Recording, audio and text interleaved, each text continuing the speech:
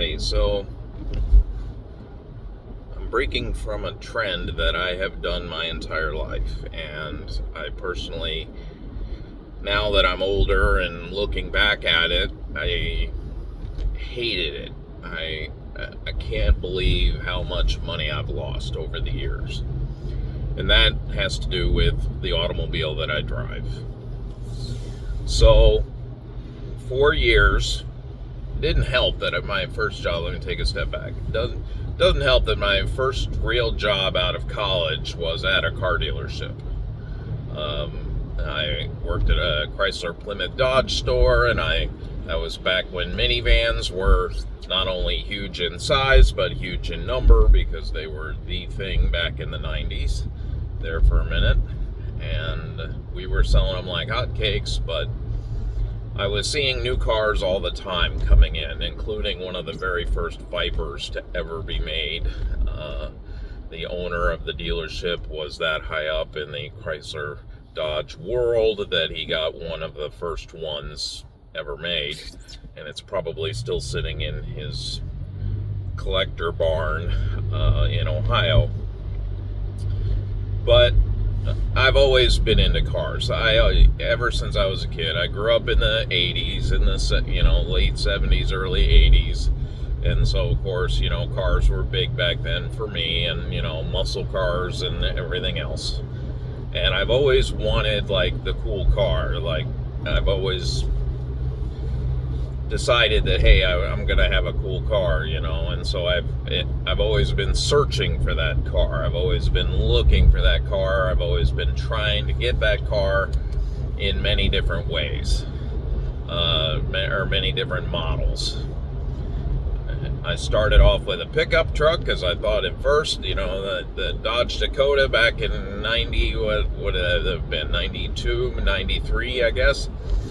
And, got it at an employee cost. So, back then you could get a Dodge Dakota for about 12 grand new. Of course, it was not four-wheel drive, so I learned that lesson the hard way. Got a much more fuel-efficient car, but I thought it was still kind of cool in the Mitsubishi Mirage. And that was back when they were still 4 cylinders and not the little 3-cylinder things they are now. I apologize if my camera is shaking a lot. I have a cell phone vent bracket holding it on, and it's doing a fairly decent job of shaking.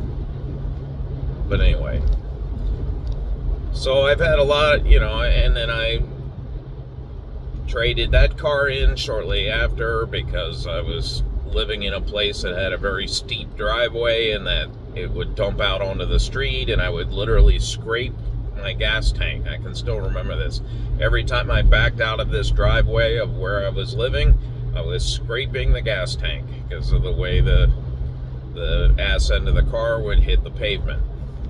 So I'm like, okay, I'm going to get rid of it and get something else. And so then I got that car, and then I, all this other kind of stuff. And the bottom line is, in the first 10 years of ownership, or 10 years of me being able to make enough money to buy cars, I bought 5 of them.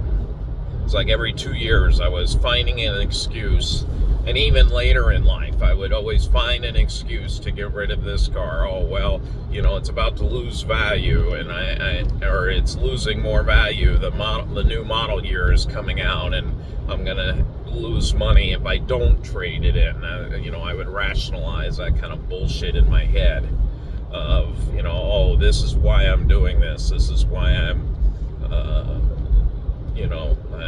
I have to have the new car or whatever, or at least new to me. I mean, several of the cars I would buy would be new. Several of them I did buy used, but then I'd always have problems with them. I had one, I bought it used, and the paint started peeling off of the bumper, and they were saying, well, that's just not our fault, and when I took it back to the dealer, that kind of thing, and so and I was always big into detailing cars. I always like to take good care of my cars. I learned a lot from watching Chemical Guys videos on YouTube, and really learned different things about all the different things you need to do for detailing a car properly, way beyond just wash. I can still remember washing and waxing the 72 Buick LeSabre that my parents had bought for $2,000 so my sister and I could get back and forth from work, because of course we both had jobs in high school, because my parents never made a whole lot of money, and so I had a job since I was 12. There's a thing called being a paper boy, in which I did that for years, and then finally upgraded to working at McDonald's. But the bottom line is I always had a job, always, from the age of 12. And yeah, I can still remember, washing that huge car on a Saturday, and it would take me 4 hours just to wash and then try and wax it. And I could still remember, getting the color of the vehicle on the rag. It was literally army green. We called it Sherman, because it was a Sherman tank. It could hold 6 people comfortably and got about 4 miles to the gallon. But it was just one of these things where I would wash and wax it, and in the waxing process, because cars, paint jobs from the 70s didn't have the clear coats on them that they do now and all that kind of stuff. But my whole point in telling you this is learn from my mistakes. You don't always have to have that new car. You don't always have to have that, the newest thing, the newest feature, the newest, first for me it was backup cameras. I loved the backup camera. That one car I had, it had a backup camera, and I mean, mind you, it was literally not even the size of my cell phone. So, it was not even remotely really useful, but hey, it was better than nothing, and it was really, really cool, and I was like, holy cow, this thing has a backup camera. And then of course my next car, it needed, the backup camera and blind spot monitors or whatever else. That was another one that I really thought I needed, because it was cool, and it helped me, avoid getting hit by some idiot, and this, that, and the other. But finally, now at the ripe old age of 55 years old, I finally realized I wasted and spent money on automobiles so stupidly. If I had a way of going back and telling myself to not do it, I would. But, it also taught me a very valuable lesson, and that is, to do not just buy things from your heart, but use your brain and your gut. Don't just drive the vehicle or buy a vehicle because, like, I really, really wanted a certain vehicle, and I got one, and I was really happy that I got one, but I didn't have it checked out, and I bought it used, and all this other kind of stuff. Well, come to find out, the rear main seal was leaking. The cooling system wasn't working properly. That particular model of car had a water pump problem, and I didn't do the research to kind of figure that out. And I owned the car for a year and a half and put 3 water pumps in it to the tune of $600 a piece. And it's like, man, I wish I had done everything I could to avoid that now, and it is what it is. And the hundreds of thousands of dollars that I wasted on vehicles, that was a very painful lesson that I learned. So now I'm doing the exact opposite. Now, I'm driving a new car to me. It's a 2011 FJ Cruiser Toyota. I'm driving it right now, as a matter of fact, on my way to work. You can kind of tell by my jacket here, I work at Cedar Creek Motorsports. You might not be able to read that here in Cedarburg, Wisconsin. And this one, when I decided I was going to buy something used, and I was going to buy something that I'm going to keep for a long time, I said, okay, I'm 55. I could potentially live another 20, maybe even 30 years. I'll probably only drive for 15 or 20 of those. But what am I going to drive? What would I like to drive?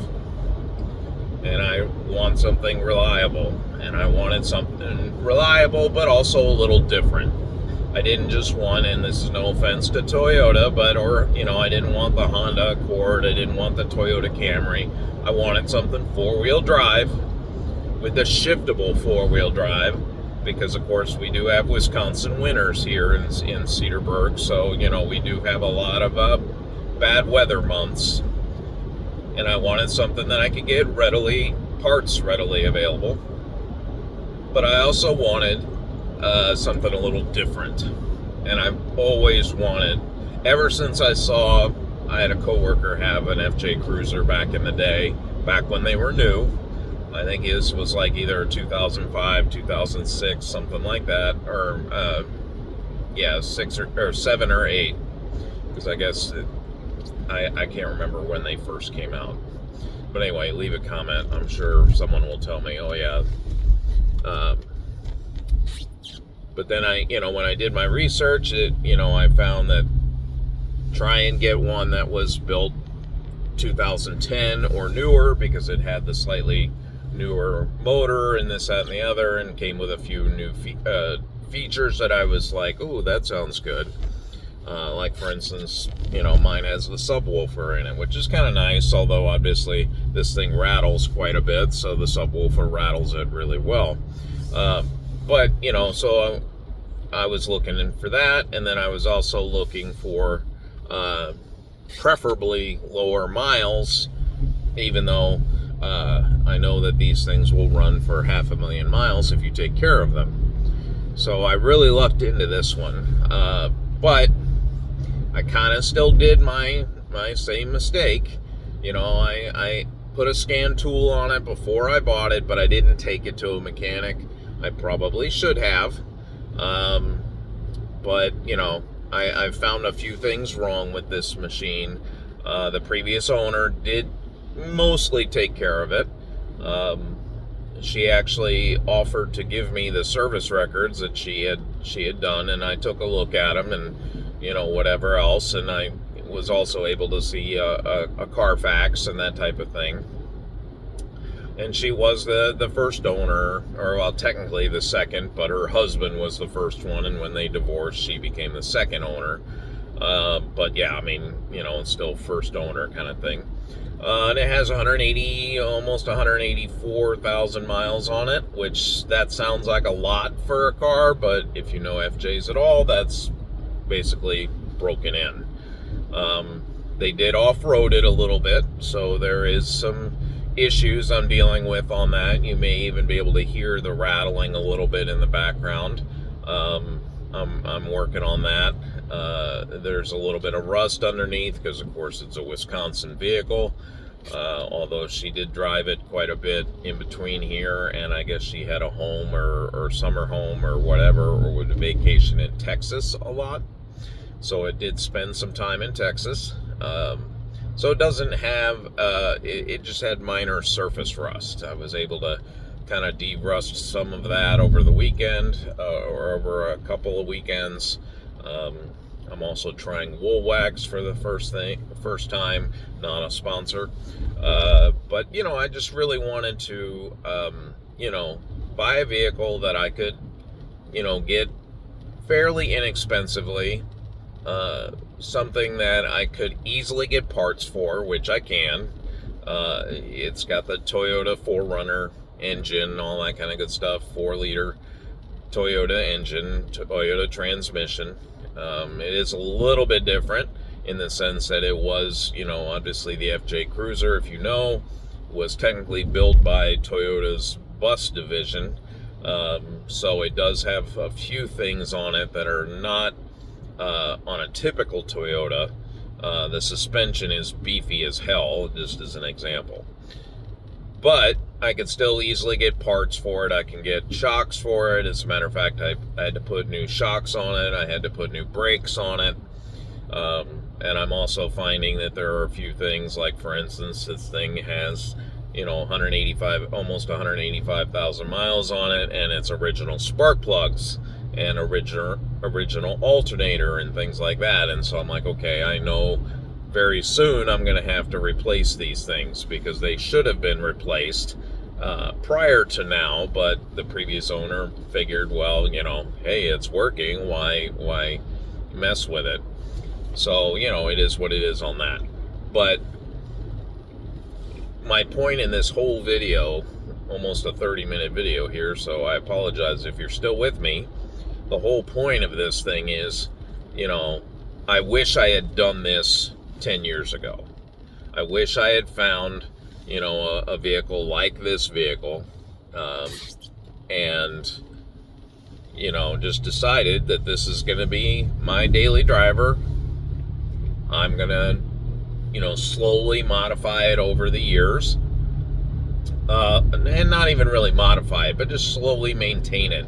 Replace everything that needs to be replaced, maintain everything that needs to be maintained, keep up on all the services, catch up on the services that the previous owner hadn't done.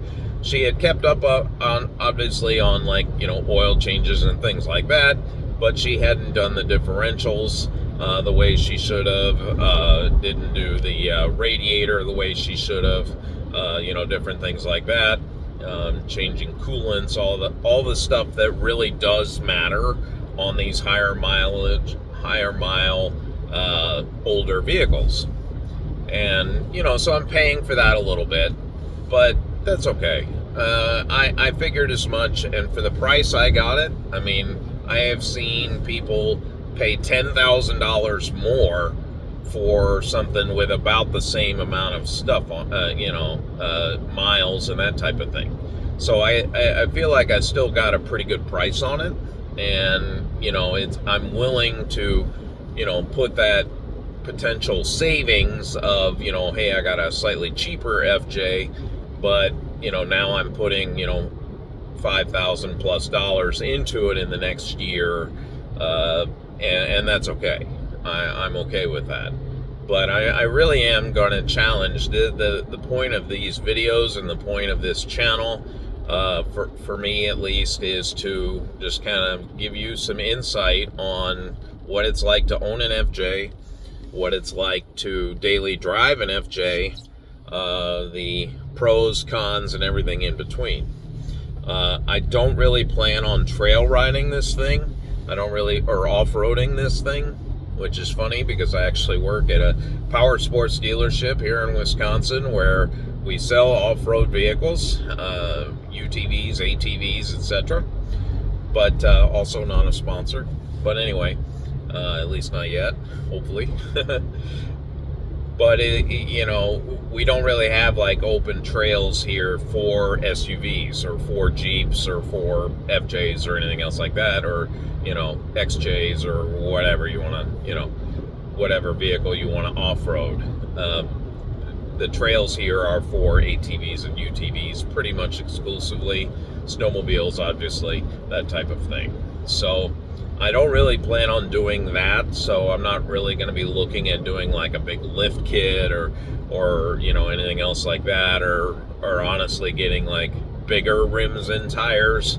That is one of the first things I did on this vehicle, is I put new tires on it, and I put an all-terrain tire on just because, whether I like it or not, to daily drive my 30-minute commute, I am going to be going through a decent amount of snow and decent amount of rain and all that kind of stuff. So I got a good all-around tire.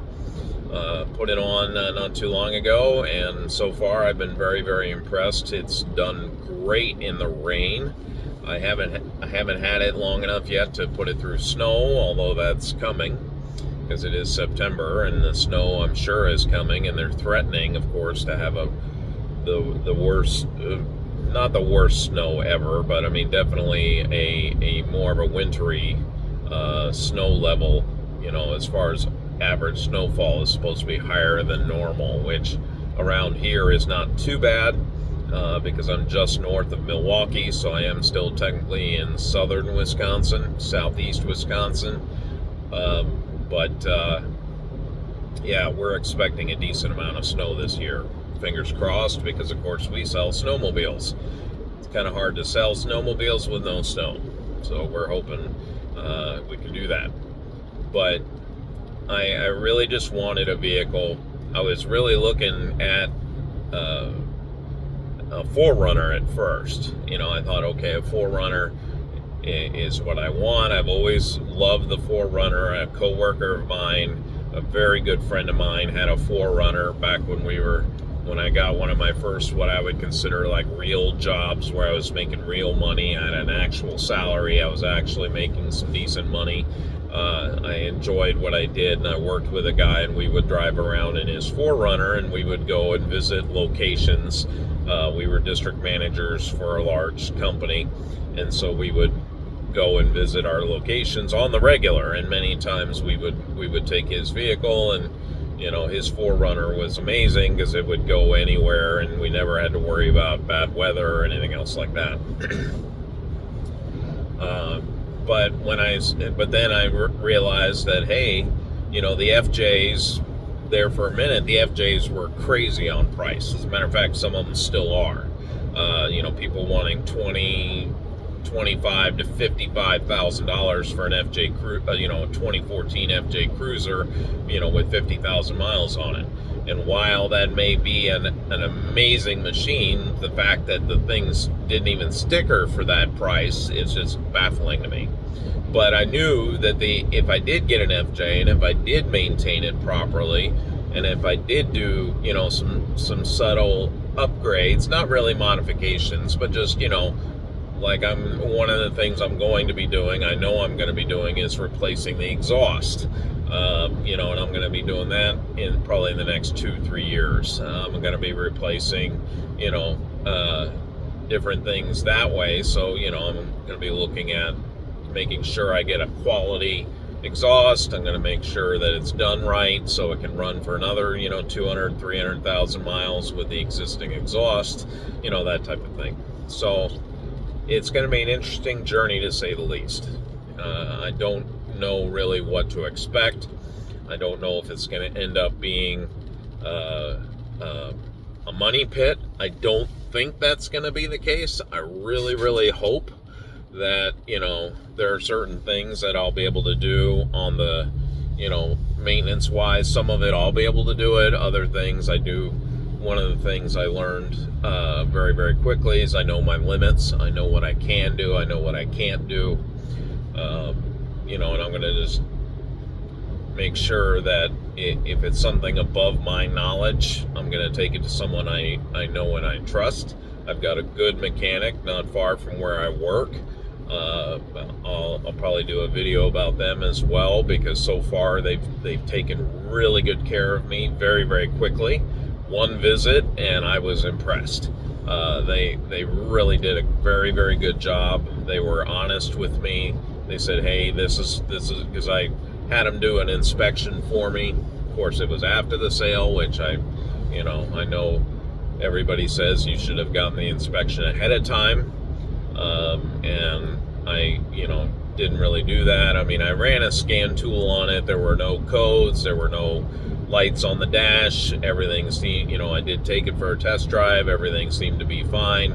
There was no oil leakage, that kind of thing. Nothing dripping, nothing, showing really bad rust or wear. I mean, yeah, there was rust on the frame and different things, but it's all surface. But, and I even took it to a Toyota dealer. I took it to them, and I said, give me a full inspection, take your time with it, go through it with a fine-tooth comb, tell me what's wrong with it, tell me what I need to, or, what I'll be looking at in the next, 2 to 3 years worth of maintenance and replacements. And they did, and they did a fairly decent job. I was not impressed with the fact that they did not catch the fact that my rear brakes were seizing up. I noticed on a roundabout, because I have a lot of roundabouts on my commute to work, 6 of them as a matter of fact. I noticed that I was having a little bit of braking issue, and they did say, the Toyota dealer said flat out, they said you need front brakes sooner rather than later. You got about 8% left or whatever it was. It was in the red and needed to be replaced, the pads. And you're also going to need new new rotors, not calipers. They said just rotors and pads. So I was like, okay. They gave me a price. I'm like, all right, fine. I took that, paid for my inspection. They did an oil change for me, and whatever, just because I wanted to make sure that the first oil change I did was done by somebody who knows what they're doing, or at least you would think. And yep, so it was interesting. But then I ended up taking it to another shop after the brakes kind of didn't do what I wanted them to do one day, and they told me I needed all 4 corners of brakes done. So yeah, that was kind of a shock. Not only did I need rotors, but they said I needed pads and calipers. And it's like, and they said, to be brutally honest with you, they literally gave me a loaner car at no charge, because they were like, you're not going to be able to drive home safely. If anything, we're surprised you made it here. And I'm like, are you serious? Because I didn't feel anything, But anyway, so many more stories here to come about this beautiful FJ Cruiser. I'm going to do, you probably already, I'm going to make a outside video, and then the other upgrade that I'm going to be doing here this weekend to upgrade the interior a little bit for me. So yeah, stay tuned, like and subscribe. If there's any subject you'd like me to cover about my FJ, as far as being a daily driver, long-term maintenance, long-term replacement costs, any other ideas like that, let me know in the comments. Like and subscribe, all that kind of good stuff, and I will return the favor if I find your profile as well. So happy driving out there, and hopefully we can start this trend of keeping older vehicles for longer periods. That's really the whole point of this channel, is taking a slightly older vehicle that's still got a lot of life in it and driving it and owning it like what my grandparents used to do back in the day. Alrighty, have a good day, everybody. Thanks.